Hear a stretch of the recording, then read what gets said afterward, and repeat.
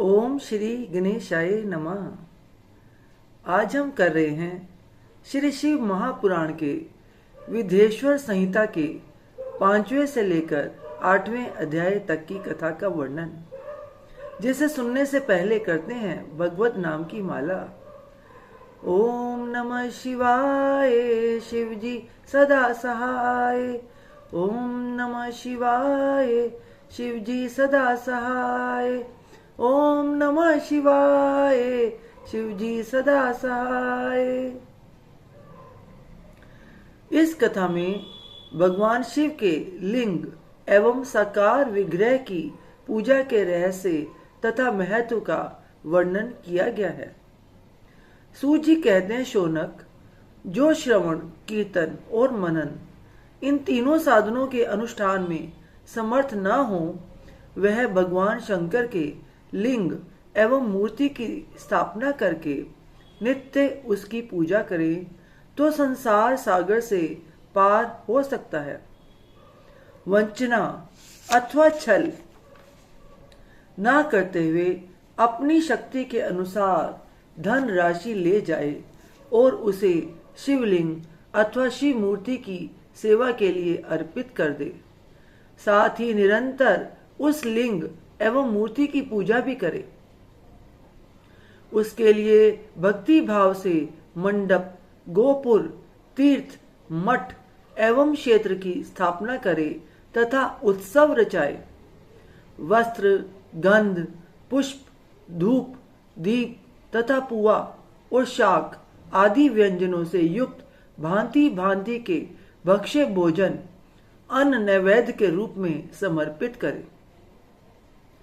छत्र, ध्वजा, व्यजन, चामर तथा अन्य अंगों सहित राजोपचार की भांति सब सामान भगवान शिव के लिंग एवं मूर्ति को चढ़ाए।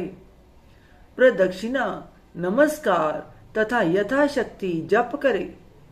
आवाहन से लेकर विसर्जन तक सारा कार्य प्रतिदिन भक्ति भाव से संपन्न करे। इस प्रकार शिवलिंग अथवा शिव मूर्ति में भगवान शंकर की पूजा करने वाला पुरुष श्रवणा आदि साधनों का अनुष्ठान ना करे तो भी भगवान शिव की प्रसन्नता से सिद्धि प्राप्त कर लेता है। पहले के बहुत से महात्मा पुरुष लिंग तथा शिव मूर्ति की पूजा करने मात्र से भव बंधन से मुक्त हो चुके हैं। ऋषियों ने पूछा, मूर्ति में ही सर्वत्र देवताओं की पूजा होती है, लिंग में नहीं, परंतु भगवान शिव की पूजा सब जगह मूर्ति में और लिंग में भी क्यों की जाती है? सूत जी ने कहा, मुनीश्वरों, तुम्हारा यह प्रश्न तो बड़ा ही पवित्र और अत्यंत अद्भुत है। इस विषय में महादेव जी ही वक्ता हो सकते हैं। दूसरा कोई पुरुष कभी और कहीं भी इसका प्रतिपादन नहीं कर सकता। इस प्रश्न के समाधान के लिए भगवान शिव ने जो कुछ कहा है और उसे मैंने गुरु जी के मुख से जिस प्रकार सुना है उसी तरह क्रमशः वर्णन करूंगा। एकमात्र भगवान शिव ही ब्रह्म रूप होने के कारण निष्कल, निराकार कहे गए हैं। रूपवान होने के कारण उन्हें सकल भी कहा गया है, इसलिए वे सकल और निष्कल दोनों हैं। शिव के निष्कल निराकार होने के कारण ही उनकी पूजा का आधारभूत लिंग भी निराकार ही प्राप्त हुआ है। माफ कीजिएगा। अर्थात शिवलिंग शिव के निराकार स्वरूप का प्रतीक है। इसी तरह शिव के सकल या साकार होने के कारण उनकी पूजा का आधारभूत विग्रह साकार प्राप्त होता है। अर्थात शिव का साकार विग्रह उनके साकार स्वरूप का प्रतीक होता है। सकल और अकल समस्त अंग आकार सहित साकार और अंग आकार से सर्वथा रहित निराकार रूप होने से ही वे ब्रह्म शब्द से कहे जाने वाले परमात्मा है। यही कारण है कि सब लोग लिंग निराकार और मूर्ति साकार दोनों में ही सदा भगवान शिव की पूजा करते हैं। शिव से भिन्न जो दूसरे दूसरे देवता हैं वे साक्षात ब्रह्म नहीं है, इसलिए कहीं भी उनके लिए निराकार लिंग नहीं उपलब्ध होता। पूर्व काल में बुद्धिमान ब्रह्मपुत्र सनत कुमार मुनि ने मंदराचल पर्वत पर नंदीकेश्वर से इसी प्रकार का प्रश्न किया था। सनत कुमार बोले, भगवान शिव से भिन्न जो देवता हैं उन सब की पूजा के लिए सर्वत्र प्राय वेर अर्थात मूर्ति मात्र ही अधिक संख्या में देखा और सुना जाता है। केवल भगवान शिव की ही पूजा में लिंग और वेर अर्थात मूर्ति दोनों का उपयोग देखने में आता है। अतः कल्याण में नंदीकेश्वर इस विषय में जो तत्व की बात हो उसे मुझे इस प्रकार बताइए जिससे अच्छी तरह समझ में आ जाए। नंदीकेश्वर जी ने कहा, निष्पाप ब्रह्म कुमार, आपके इस प्रश्न का हम जैसे लोगों के द्वारा कोई उत्तर नहीं दिया जा सकता, क्योंकि यह गोपनीय विषय है और लिंग साक्षात ब्रह्म का प्रतीक है।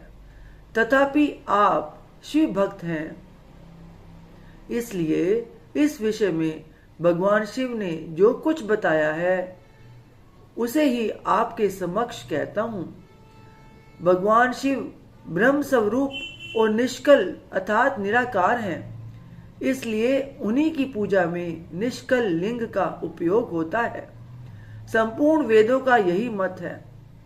सनत कुमार जी बोले, महाभाग योगेंद्र, आपने भगवान शिव तथा दूसरे देवताओं के पूजन में लिंग और वेद अर्थात मूर्ति के प्रचार का जो रहस्य विभाग पूर्वक बताया है वह यथार्थ है। इसलिए लिंग और वेद अर्थात मूर्ति की आदि उत्पत्ति का जो उत्तम वृतांत है उसी को मैं इस समय सुनना चाहता हूँ। लिंग के प्राकट्य का रहस्य सूचित करने वाला प्रसंग मुझे सुनाइए। इसके उत्तर में नंदीकेश्वर जी ने कहा, भगवान महादेव के निष्कल स्वरूप लिंग के आविर्भाव का प्रसंग सुनाना आरंभ किया। उन्होंने ब्रह्मा तथा विष्णु जी के विवाद, देवताओं की व्याकुलता एवं चिंता, देवताओं का दिव्य कैलाश शिखर पर गमन, उनके द्वारा चंद्रशेखर महादेव का स्तमन, देवताओं से प्रेरित हुए महादेव जी का ब्रह्मा और विष्णु जी के विवाद स्थल में आगमन तथा दोनों के बीच में निष्कल आदि अंतरहित भीषण अग्निस्तव के रूप में उनका आविर्भाव और प्रसंगों की कथा कही है। तदंतर श्री ब्रह्मा और विष्णु जी दोनों के द्वारा उस ज्योतिर्मय स्तंभ की ऊंचाई और गहराई का अथाह लेने की चेष्टा एवं केतकी पुष्प के शाप वरदान आदि के प्रसंग भी सुनाए। इति अध्याय 5 से 8। ओम तत्सत। श्रीमन नारायण नारायण हरि हरि, भजमन नारायण नारायण हरि हरि, तेरी लीला सबसे न्यारी न्यारी हरि हरि। ओम नमो भगवते वासुदेवाय, ओम नमो भगवते वासुदेवाय, ओम नमो भगवते वासुदेवाय, ओम नमो भगवते वासुदेवाय। ओम नमः शिवाय, शिवजी सदा सहाय। ओम नमः शिवाय, शिवजी सदा सहाय। ओम नमः शिवाय, शिवजी सदा सहाय। हे ईश्वर, आपकी पूजा अर्चना करने में, आपकी कथा प्रसंग सुनाने में आपकी बच्ची से कोई गलती हो गई हो तो अज्ञानी बच्चा समझकर क्षमा कीजिएगा। अपना आशीर्वाद भरा हाथ, अपनी कृपा दृष्टि हमेशा हम सब पे बनाए रखिए। बोल सांचे दरबार की जय। जयकारा शेरों वाली दा, बोल सांचे दरबार की जय। जयकारे वाले नु मिठिया मुरादा, बोल सांचे दरबार की जय।